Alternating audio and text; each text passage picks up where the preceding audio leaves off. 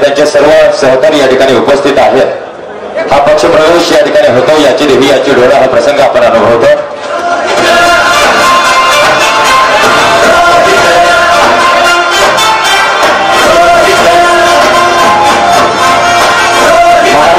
मोठ्या विचार विश्वाला जाऊन मिळणारा एक समुद्र अर्थात रोहिदादा पाटील आणि त्यांच्या सोबत हे सगळे कार्यकर्ते जोडले जात आहेत।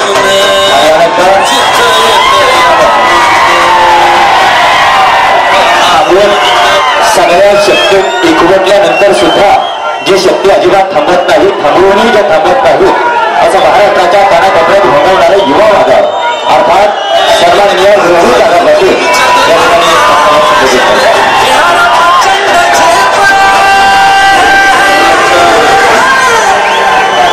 आपल्या आबांचा लेख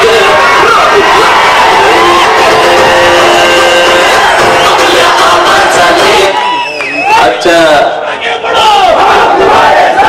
सभेसाठी उपस्थित असलेले आपल्या जिल्ह्याचे लाडके खासदार विशालदादा पाटील, ज्येष्ठ नेते शंकरदादा पाटील, ज्येष्ठ नेते जयवंतराव अण्णा पाटील, साहेबराव दादा पाटील, महेश भाऊ खराडे, विश्वासदादा पाटील, नानासाहेब वाघमारे, आपल्या मानेराजुरी जिल्हा परिषद गटाचे जिल्हा परिषद सदस्य बंडूभाऊ पवार, दामूभाऊ पवार, दिलीपभाऊ दमदाडे, खंडूभाऊ पवार, सदाभाऊ कल्डोने, अवधूतजी शिंदे, चंदूबाबा लांडगे, संजयजी जमदाडे, उल्काताई माने, सुजाता काकी पाटील, बाळासाहेब माने मेहरबान, जालिंदर अप्पा जमदाडे, ज्येष्ठ नेते विलास अप्पा जमदाडे, हनुमंत अप्पा देसाई, बबनराव काका जमदाडे, पितांबर काका पाटील, शेकापचे नेते भाई दिगंबर कांबळे, ताजुद्दीन भैया, युवराज दादा पाटील, दिनकर अप्पा पाटील, पितांबर काका पाटील, हेमंतजी भोसले, पुरणजी मलमे, सिराजभाई मुजावर, पतंग बापू माने, रामभाऊ अण्णा थोरात, गव्हांचे शरदजी पवार, विशालदादा चौगुले, व्यासपीठावरती उपस्थित असलेले, माझ्या समोर उपस्थित असणारे, मला असणारे सर्व वडीलधारी मंडळी, माझे सर्व तरुण सहकारी, मोठ्या संख्येने उपस्थित असलेल्या माता भगिनी, पत्रकार बंधू आणि भगिनींनो, कामाचा काळ चालू असताना सुद्धा मला पाठिंबा देण्यासाठी या गावातली माणसं या दुपारच्या वेळेला मोठ्या संख्येने इथं उपस्थित राहिली, त्याबद्दल मी मनापासून आपल्या गावातील सर्वच ग्रामस्थांचा आभार मानतो। मनेराजुरी गाव हे बाकीच्यांसाठी जरी गाव असलं तरी माझ्यासाठी नेहमीच एक आशेचा किरण राहिलेले गाव आहे। हा महाराष्ट्र संता महंतांचा महाराष्ट्र आहे। अनेक जुनी जाणती लोक या महाराष्ट्राने घडवली। राजकीय क्षेत्रामध्ये सर्वसामान्य घरातून मोठ्या उंचीवरती नेलेला महाराष्ट्र, या महाराष्ट्रामध्ये अनेक नेत्यांनी आकाशाला गवसणी घातली। आज महाराष्ट्राचा जर राजकीय इतिहास तपासला तर सांगली जिल्ह्यातील 3 नावं अत्यंत आदराने आणि सोनेरी अक्षराने या राज्याच्या इतिहासामध्ये घेतली जातात। त्यापैकी पहिलं नाव आहे स्वर्गीय वसंतराव दादा पाटलांचं, दुसरं नाव राजाराम बापूंचं, आणि आपल्या सर्वांच्या आशीर्वादाने ज्यांना कुठली पार्श्वभूमी नव्हती, मागे पुढे भविष्य काय हे माहित नव्हतं, आपण जर राजकारणामध्ये अयशस्वी ठरलो तर डोळे बंद केल्यावर ज्या पद्धतीने डोळ्यासमोर अंधार येतो त्या पद्धतीचा अंधार डोळे उघडे ठेवून दिसायचा, त्या एका सर्वसामान्य कुटुंबातल्या आबांना तुम्ही सर्वांनी मोठं केलं आणि तुमच्या आशीर्वादाने आज ज्या वेळेस राज्याचा इतिहास लिहिला जातोय, राज्याच्या राजकारणाचा इतिहास लिहिला जातोय, त्यावेळेस सोनेरी अक्षरानं नाव आबांचं सुद्धा घेतलं जात आहे. आणि हे फक्त तासगाव कवठेमहांकाळ मतदारसंघातल्या सर्वसामान्य जनतेच्या आशीर्वादाच्या जोरावरती होऊ शकलं. माझ्यासाठी हे गाव आशेचा किरण असण्याचं कारण आहे. अनेक लोकांच्या आयुष्यात चढ-उतार येत असतात. आबांच्या पश्चात घडत असताना आपण सर्वांनी बघितलं, चढ उताराच्या काळामध्ये, पडत्या काळामध्ये काही लोक असे म्हणायचे की हे कुटुंब संपलं, आबाच्या घरातलं आता कोण मोठं होत नाही. जिल्हा परिषदेच्या पंचायत समितीच्या निवडणुका लागल्या, त्या काळामध्ये विरोधी पक्षाचं नेतृत्व करत असणारा नेता सुद्धा आमच्याकडे 2 बोटं दाखवून म्हणायचा की आली तर फक्त सावळ जिल्हा परिषद भेटेल आणि तिथले 2 पंचायत समिती सदस्य येतील, अन्यथा तासगाव आणि कवठेमहांकाळ तालुक्यातला एकही जिल्हा परिषद सदस्य येणार नाही, अशी परिस्थिती काही लोक आम्हाला बोलून दाखवायचे. अनेक लोक सोडून जात होते, परिस्थिती बिकट होती. आपल्यासह आपल्या पक्षाच्या भविष्याची काळजी अनेक लोकांना वाटत होती. त्या काळामध्ये बळ देणारी एक निवडणूक झाली मनेरजुरी गावामध्ये, आणि ती माझ्या मते निवडणूक मनेरजुरीच्या सोसायटीची झाली. सगळीकडे माणसं सोडून जात होती, काय पडता होते डोळ्यासमोर दिसत होतं. अनेक सोसायट्यांचे निकाल लागले होते. मी माझ्या हॉस्टेलवरून अंजनीला आलो होतो. आबांच्या समाधीवरती आम्ही जाऊन थांबलो होतो आणि आबांच्या समाधीवरून गव्हाणवरून अंजनीला येतानाचा संपूर्ण रस्ता दिसतो. 100भर दुचाकी दंगा करत येत होता. मी भाऊला विचारलं की या कुठल्या गावच्या आहे, तर त्या अडचणीच्या काळामध्ये एकमेव नाव भाऊंच्या तोंडामध्ये आलं की मनेरजुरीच्या सोसायटीची निवडणूक झाली आणि तिथली माणसं एकत्र आलेली आहेत आणि आबांच्या समाधीवरती गुलाल ठेवायला ही माणसं येत आहेत. त्या दिवसापासून या गावाची जी नाळ जोडली गेली, बंधुभाऊ, ती नाळ मी संपेपर्यंत तुटणार नाही, हा शब्द मी आज या गावातल्या लोकांना देतोय. सावळ आबांची कर्मभूमी आहे, ती नाळ आबांची त्या काळापासून जोडली गेलेली आहे, आमचीही जोडली गेलेली आहे. पण आज सावळ सारखं मनेरजुरी सुद्धा आज आम्हाला आमच्या हक्काचं वाटायला लागलेलं आहे. त्याचं कारण इथली लोक आहेत. इथल्या लोकांनी राजकारण शिकवलंय, समाजकारण शिकवलंय. आज विधानसभेच्या निवडणुकीला सामोरं जात असताना पूर्वी काही लोकांना असं वाटायचं की एक गाव आमचं म्हणलं तर आमच्या गावामध्ये आम्ही 5-7 हजाराचं मताधिक्य घेतोय आणि आबांना आमच्या गावाचं मताधिक्य तोडण्यासाठी बारकी 15-20 गावं घालावी लागतात. आम्हाला सुद्धा अडचणीचं वाटायचं. पण विशाल दादा, आज ज्यावेळेस आम्ही विधानसभेचं गणित घालतोय, यांच्या गावामध्ये यांनी 1400 नावं बोगस वाढवलेली आहेत या विधानसभेच्या निवडणुकीला. पण मला विश्वास आहे यांच्या गावातून जेवढे मताधिक्य घेतील, बोगस नावं वाढवून सुद्धा जेवढे मताधिक्य घेतील, ते मताधिक्य तोडण्यासाठी मनेरजुरी एक गाव पुरेस आहे, हा विश्वास मला आज या मनेरजुरीवरती आहे. गेल्या 5-8 वर्षामध्ये काम करत असताना या गावामध्ये काम केलेलं आहे. संबंध तालुक्यामध्ये सगळ्यात मोठं गाव कुठलं असेल तर ते मनेराजुरी आहे. एक किस्सा मला मनेराजुरीच्या बाबतीत अनेक वेळेला आठवतो की तालुक्यामध्ये, महाराष्ट्रामध्ये, देशामध्ये संबंध पश्चिम महाराष्ट्रामध्ये महावीर चक्र मिळालेलं हे एकमेव गाव आहे. आणि या गावाला तो जो अभिमान जोपासलेला आहे, अनेक पदक देशातल्या वेगवेगळ्या गावामध्ये मिळालेले असतील,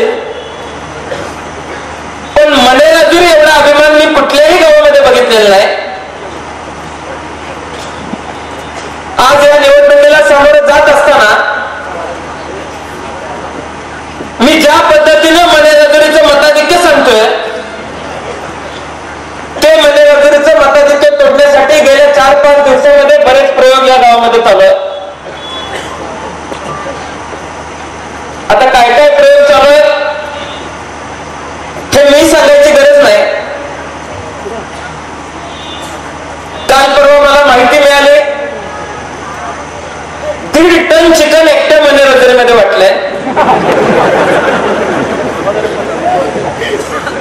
1,500 घरांमध्ये 1-1 किलो वाटलं गेलंय. आता समोरची जर गर्दी बघितली तर खाऊन सुद्धा माणसं आमच्या बरोबर यायला तयार झालेली आहे. मला असं कळतं मतांची बेरीज घालत असताना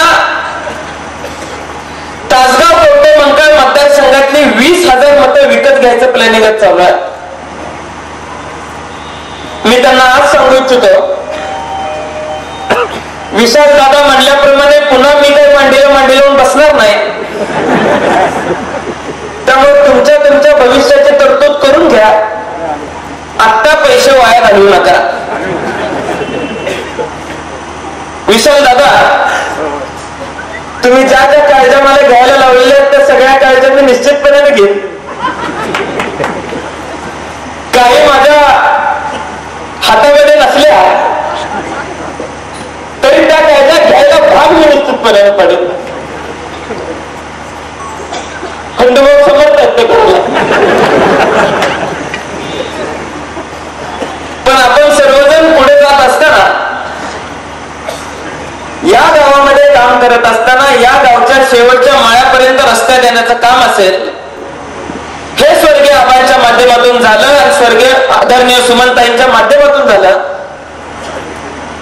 सुमनताईंच्या माध्यमातून मोठ्या प्रमाणात विकास या गावामध्ये झाला.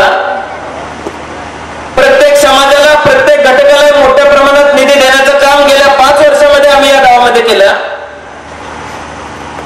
विशाल दादा, मी तुम्हाला सांगू इच्छितो, कोरोनाचा काळ महाभयंकर होता. तालुक्याची परिस्थिती दयनीय होती आणि त्यापैकी एक परिस्थिती आपल्या गावामध्ये उद्भवली होती, मनेराजुरी गावामध्ये उद्भवली होती. आम्ही कोरोनामध्ये काम करत होतो त्यामुळे मला आकडा माहिती आहे. पण संबंध तालुक्यामध्ये कोरोनाचा सर्वाधिक फटका जर कुठल्या गावाला बसला असेल तर तो मनेराजुरीला बसलेला आहे. आम्ही काढलेल्या यादीप्रमाणे साधारण 84 माणसं 3-4 महिन्यामध्ये निघून गेली.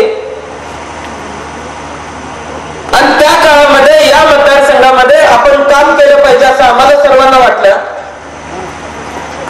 फक्त या गावातल्या 84 कुटुंबांच्या नव्हे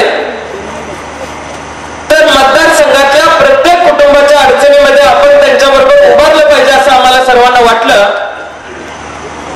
या सगळ्या लोकांना सुविधा मिळाल्या पाहिजेत असं आम्हाला वाटलं. आणि सरकारी दवाखान्यामध्ये मोफत त्या ठिकाणी वाढवून बेड देण्याचं काम आमच्या माध्यमातून आम्ही केलं. मी आजपर्यंत उल्लेख कधी केला नाही, मला त्याची गरज वाटली नाही. पण गेल्या 3-4 दिवसातली विरोधकांची जी पातळी माझ्या बाबतीची घसरत चाललेली आहे, एका गोष्टीचा उलगडा मी आज अखेर केला नाही. पण आम्ही मोफत दवाखाना एका बाजूला चालू केला म्हणल्यावर कोरोनाच्या काळामध्ये काही डॉक्टरांना दम देऊन त्यांच्याकडून देणग्या गोळा करण्याचं काम एका महाशयाने केलं. देणग्या गोळा केल्या बेदाणे उत्पादक त्या बेदाणे स्टोरेज असलेल्या काही व्यापाऱ्यांकडून सुद्धा देणग्या गोळा केल्या. त्यांना सांगितलं की आम्ही प्रायव्हेट दवाखाना चालू करतोय. अनेक लोकांना समाजकार्य वाटलं. मी उद्घाटनाला विसर्गाने गेलो होतो. आमचे नेते उद्घाटनाला आलते. आम्ही सगळे तिथे जाहीर केलो. आम्हाला सुद्धा सर्वांना वाटलं की सरकारी दवाखान्याप्रमाणे हा दवाखाना सुद्धा मोफत चालेल, कारण लोकप्रतिनिधींनी काढलाय. पण परत आम्हाला माहिती मिळाली एखादं मयत त्या ठिकाणी झालं तर 1.5 लाख घेतल्याशिवाय तिथले बॉडी बाहेर सोडायची नाही. परत परत तिथं गर्दी व्हायला लागल्यानंतर, मतदारसंघामध्ये रुग्ण वाढायला लागल्यानंतर तिथं नवीन पायंडा पडला. यांचे बदल बच्चे दरवाजामध्ये खुर्ची टाकून बसायला लागले. बाजार समितीच्या यांच्या ऑफिसमध्ये यांचे बदल बच्चे बसायचे. एखादा रुग्ण ऍडमिट व्हायला आला तर 50,000 रुपये पहिला बाजार समितीच्या यांच्या ऑफिसमध्ये पोच करायचे, मगच तिथं ऍडमिट व्हायचं. कारण चुकून त्या रुग्णाला काय झालं तर पुन्हा बिल कोण भरत नाही. या मतदारसंघातला सर्वसामान्य माणूस अडचणीत असताना सुद्धा पैशाशिवाय त्यांना दुसरं काही दिसलं नाही, पैशा व्यतिरिक्त दुसरं काही विचार केला नाही. त्या माणसांना या विधानसभेच्या निवडणुकीमध्ये या मतदारसंघातली जनता उत्तर दिल्याशिवाय स्वस्थ बसणार नाही. अनेक लोकांच्या देणग्यांमधून तिथे चांगल्या चांगल्या मशिनरी घेतल्या होत्या. मला असं कळतंय की त्या मशिनरी सुद्धा कुठल्या दवाखान्यात परत गेलेल्या नाहीत. एक एक मशीनची किंमत 8-8, 9-9 लाख होते. त्या मशिनी सुद्धा सुटल्या नाहीत. मी जमिनीवर परत येतोय. पण अशा परिस्थितीमध्ये सुद्धा ही प्रवृत्ती आपण ओळखण्याचं काम तुम्ही आम्ही सर्वांनी करायचं आहे. मी आज या मतदारसंघातल्या लोकांना आवाहन करू इच्छितो की 2 माणसांच्या मधला एक चांगला माणूस निवडण्याची ही निवडणूक नाही, तर 2 प्रवृत्त्यांपैकी एक चांगली प्रवृत्ती निवडण्याची ही निवडणूक आहे. एक महिनाभरापूर्वी मानेरमध्ये जोरात पाऊस झाला. त्यावेळेस वाढदिवस साजरा करायला एक नेते या गावामध्ये आले होते रात्री उशिरा. आणि वाढदिवस साजरा करायला आल्यानंतर त्यांच्या सहकाऱ्यांनी त्यांना सांगितलं की आज पाऊस पडला, तुम्ही थोडस बागा बघून जावा. 11 वाजले होते. मला प्रत्यक्षदर्शी सांगतात, मी माझ्या मनाचं सांगत नाही. त्यांची इच्छा नव्हती, पण तरी सुद्धा जी PR टीम बाहेरनं बोलवली त्या PR टीमला कॅमेरासह सगळं बोलवलं. रात्री 11ला बागेत काय दिसलं मला माहित नाही, पण चप्पल घालून उतरलेला माणूस चप्पल मागच्या माणसानं हातात घेतली, गाडी ठेवली, कुठलाही चिखल नव्हता, पॅन्ट गुडघ्यापर्यंत वर केली, चिखल तुडवत युवा नेते बाग बघायला असं पुन्हा सोशल मीडियावर टाकलं. चिखलावरनं तर ते काही चाललेच नाही. पण लोकांची दिशाभूल करायची, कुठेतरी उभं राहायचं. पाऊस पडला म्हणल्यानंतर रात्री तहसीलदारांना फोन लावला आणि पंचनामा करायला लावला. आता पंचनाम्याची प्रक्रिया काय आहे? तहसीलदारांनी एखादा पंचनामा करायला लावायचा असलं तर त्याला प्रक्रिया काय, वरनं त्यांना सुद्धा आदेश द्यावे लागतात. इतपत माहित नसणारी माणसं व्हॉट्सअप वरती, फेसबुक वरती जाण्यासाठी काय काय करतील हे आज मला माहित नाही. काल मला कळलं सोशल मीडियाच्या माध्यमातून माझ्या घरच्यांच्या बाबतीत सुद्धा या लोकांनी टीका केली, अगदी खालच्या पातळीवर जाऊन टीका केली. माझे वडील या राज्याचे 15 वर्ष गृहमंत्री होते. काही अधिकारी किंबहुना त्याच्या पुढे जाऊन माझा जन्म माझे वडील ग्रामविकास मंत्री असताना झालेला आहे. काही तर बाहेरकडून मी घेऊन आलो असणार आहे. समोर मांडायच्या ठरवल्या तर तोंड दाखवायची सुद्धा जागा या मतदारसंघामध्ये राहणार नाही अशा माहिती माझ्याकडे सुद्धा आहे. ती वेळ माझ्या घरच्यांपर्यंत जाऊन तुम्ही तुमच्यावरती आणू नका एवढीच विनंती मी या व्यासपीठावरून करू इच्छितो. आणि बंडोबस्त ही विनंती मी फक्त मनेरगरीच्या व्यासपीठावरून करू शकतो, बाहेर कुठं करू शकत नाही. त्याचं कारण आहे की मनेरगरीला उत्तर कसं द्यायचं असतं माहित आहे. मनेरगरीनं अनेकांचा माज उतरवलेलं गाव आहे. आज ज्या लोकांना वाटतं गावात आपली मोकळी बसलेली 100 पोरं तासगावात घेऊन जायची, दंगा घालायचा, या सगळ्याला छेद देण्याचं काम जर कोणी केलं असेल तर ते मनेरगरी गावाने केले. त्यामुळे या गावाचा नाद करायचा नाही.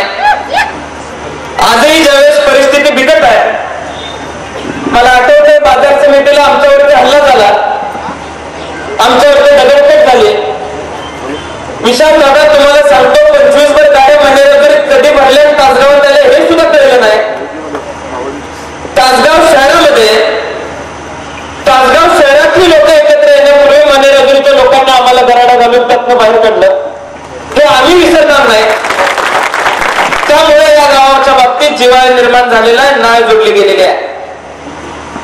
मी आज आपल्याला सांगतो गेल्या 5 वर्षामध्ये आम्ही काय काम केलेलं आहे. अनेक वेळेला वेगवेगळ्या माध्यमातून आम्ही मांडायचा प्रयत्न केला आहे. शिक्षणाच्या बाबतीत असेल, आरोग्याच्या बाबतीत असेल, रोजगाराच्या बाबतीत असेल, अनेक योजना या आबांच्या पश्चात आपण सर्वांनी या गावामध्ये प्रयत्न केलेला पूर्ण केलेल्या आहेत. आबांनी सुद्धा या गावाची पिण्याची पाणी योजना मंजूर करण्यासाठी आचारसंहिता 4 ला लागणार होती, 3 ला मनेरगरीला GR काढून दिला आणि पाण्याची योजना पूर्ण केली. हे गाव आबांचं ते कार्य कधीही विसरणार नाही. मला मनेरगरीच्या बाबतीत आपल्याला सर्वांना सांगायचं आहे, अखंड महाराष्ट्रामध्ये 3-3, 4-4 योजना मिळालेलं मनेरगरी एकमेव गाव आहे. इथल्या लोकांनी कष्ट करून माळ फोडून बागा फुलवल्या. इथल्या द्राक्ष उत्पादकांना खऱ्या अर्थानं बळ देण्याचं काम कोणी केलं असेल तर ते स्वर्गीय आबांनी केलं. आज लोक आम्हाला विचारतात आबांनी काय केलं. थोड्या वेळात इथं सुद्धा व्यासपीठावरून विचारतील आबांनी काय केलं. आबांनी या भागामध्ये पाणी आणण्यासाठी 17 किलोमीटरचे बोगदे काढले. सातारा जिल्ह्यामध्ये आबांनी पाणी चोरलं म्हणून आबांच्या विरोधात मोर्चे निघाले, आंदोलन झाले. तिरडी करून आबांचे पुतळे जाळण्यात आले. सातारा जिल्ह्यातल्या आपल्या पक्षाचा एक आमदार सुद्धा आम्हाला या भागामध्ये पाणी आणताना गमवावा लागला. पण आबांनी कुठलीही किंमत आपल्याला मोजावी लागली तरी चालेल, पण तासगाव कोटेमंकाला पाणी देण्याची भूमिका आपण स्वीकारली पाहिजे. ती पाणी देण्याची भूमिका या मतदारसंघाला देण्याचे आबांनी स्वीकारले. पाणी मिळाल्यानंतर आयुष्यामध्ये काय समृद्धी येऊ शकते हे मतदारसंघामध्ये अनेक गावांमध्ये गेल्यानंतर कळतं. आजही शेतकऱ्याच्या आयुष्यामध्ये समृद्धी आल्यानंतर शेतकरी काय करू शकतो हे मनेरगरीतल्या वाड्या वस्त्यात फिरल्यानंतर लक्षात येतं. मनेरगरीतल्या लोकांची घरं बघितल्यानंतर लक्षात येतं. त्यामुळे या भागाचा, या गावाचा आणि या जिल्हा परिषद गटाचा आम्हाला एक वेगळा अभिमान असण्याचं कारण आहे. त्यामुळे माझी आपल्याला सर्वांना विनंती आहे, उद्या भविष्यामध्ये आपल्या मतदारसंघामध्ये काय वाढीला घालायचं आहे हे आपण ठरवायचं आहे. आपल्या गावामध्ये मोठ्या प्रमाणात निधी आणून विकास कामं करायचे आहेत. द्राक्ष उत्पादक शेतकऱ्याला न्याय द्यायचा आहे, दूध उत्पादक शेतकऱ्याला न्याय द्यायचा आहे. त्या पर्यायाने समोर उमेदवार असलेल्या उमेदवाराची गुंडगिरी, दडपशाही या मतदारसंघाला पोचायचे आहे. हे आज या मतदारसंघाला आणि या गावाला ठरवण्याची आवश्यकता आहे. त्यामुळे माझे आचारसंहितेच्या वेळेचं बंधन राखत मी आपल्याला सर्वांना एकच आव्हान करतो की आपण सर्वांनी बोगस मतदानाचा मताधिक्याचा आकडा सुद्धा मनेरगरीमध्येच फेडायचा आहे.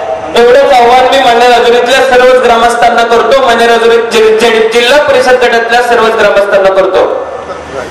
आपण सर्वजण आतापर्यंत आमच्यावरती हक्क दाखवलेला आहे. कधीतरी मनेराजुरीची माणसं हक्क दाखवायला लागल्यावर भीती वाटते. सहज एक किस्सा सांगतो. एसटी वेळेवर येत नव्हती म्हणून मनेराजुरीतल्या काही मुली कॉलेजच्या चौकामध्ये उपोषण आंदोलनाला बसल्या. एसटी अडवून धरली. कॉलेजच्या विद्यार्थिनींमध्ये एवढं धाडस येतं कुठून हे मला त्या दिवशी कळालं.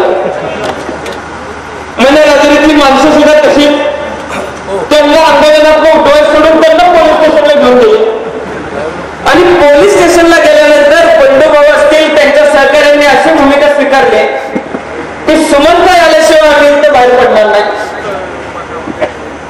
या तालुक्याच्या आमदारांना मनेराजुरी समोर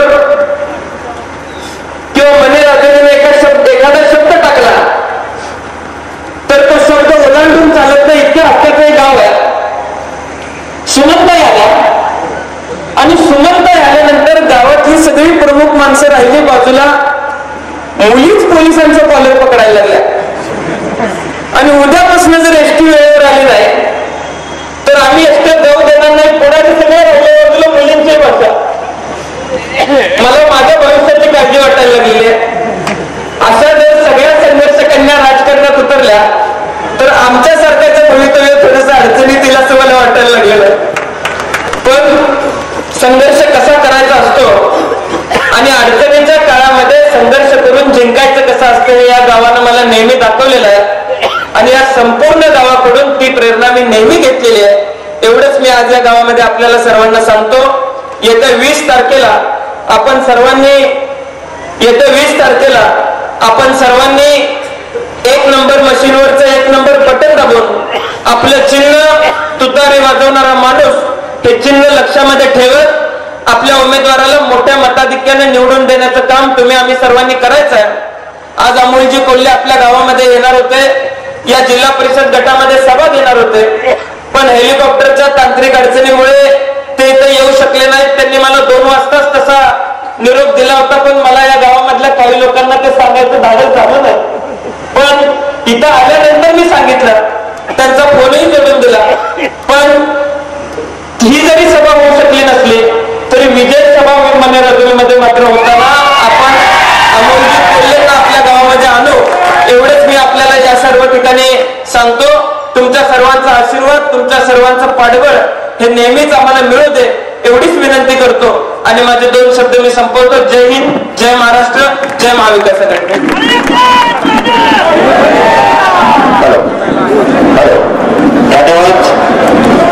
संकल्प एका विजयाचा, संकल्प आपल्या सर्वांच्या उज्ज्वल भवितव्याचा, संकल्प इथल्या शेतकरी कष्टकऱ्यांच्या विद्यार्थ्यांच्या एका योग्य आणि उज्ज्वल भवितव्याचा. आणि म्हणून घोड्याचे पंख लावता येतात सुद्धा पण त्याच्या धडाडीचा वेळ हे रक्तात असावं लागतं.